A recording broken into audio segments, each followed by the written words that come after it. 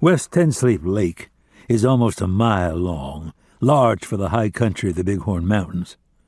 I was now traveling across it and soon to be in direct violation of the 1964 Wilderness Act and the 1984 designation of the Cloud Peak Wilderness Area. They could ticket me if they could find me. The center of the lake had been whitewashed, and the surface was a reflective sheen of about 16 inches of solid ice, easily capable of holding the weight of the Thiokol and the Arctic cat. They traveled to the center of the lake and then continued north to where it tapered into its source.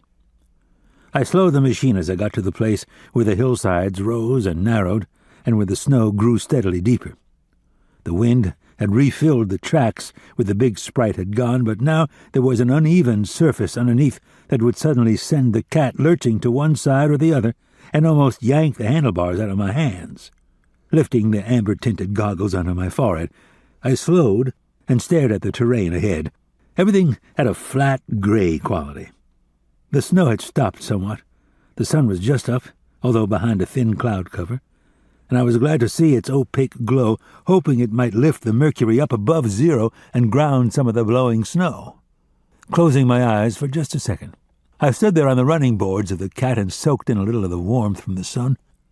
I took a deep breath and thought about the figures I'd seen back at the turnaround and wondered if they might have been the ones Hector had warned me about in his phone call.